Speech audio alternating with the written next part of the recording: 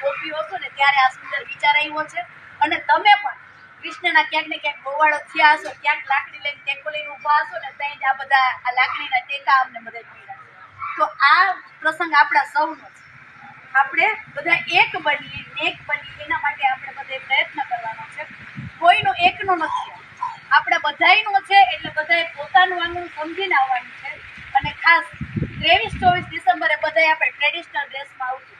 જેમ બહેનો પોતાના આયરના પહેરવેશમાં આવશે, ભાઈઓની પણ એવી, મારી એક, અમારા બધા બહેનોની એવી ઈચ્છા છે કે ભાઈઓ પોતાના ટ્રેડિશનલ ડ્રેસમાં પણ આવે અને આપણા બાપ દાદાના જે તિજોરીમાં ઘરેણાં પડ્યા છે ને કાઢીને પહેરીને આવે. કારણ કે આપણે ઘરેણાં આપણા ક્યાં બતાવશું? તો કે આપણો પહેરવેશ, આપણી સંસ્કૃતિ, આપણે શું હતા. આપણે કૃષ્ણના સિદ્ધિ લીટીના વારસદાર છીએ. તો કૃષ્ણ એટલે આ સોનાની નગરીનો રાજા, સોનાની નગરીનો રાજા એટલે સોનાની ક્યાં કમી?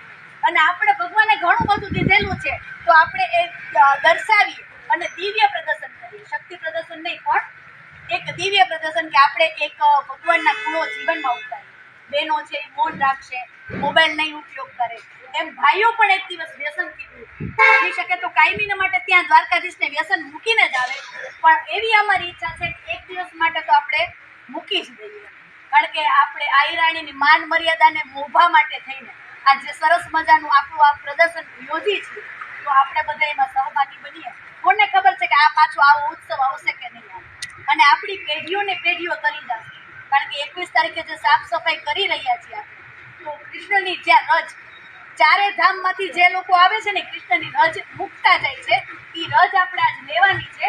તો 21 તારીખે બધા ભાઈઓ બહેનો સહિત બધા ત્યાં આવીએ. આપણે બધા મળીને આપણું ઘર સાફ તો કરીએ, પણ આપણી અંતરાત્મા કરતા એવું ન બને કે 24 તારીખે પછી વાતું કરી, માં ઓલું ઘટ્યું, મેં ઓલાનું ઓલું કીધું, ઓલું ના કહ્યું. પણ એના કરતા આપણી પાસે તક છે, આવીએ 21 તારીખે મળીએ, ગુરુભાઈને વાત કરીએ, પ્રવીણભાઈને વાત કરીએ કે આ આપણે જરૂરી છે, આપણે આ કાર્યક્રમમાં આ ઘટે છે, આ વ્યવસ્થા આપણે કરવાની જરૂર છે. તો પહેલેથી જ આપણે આપણો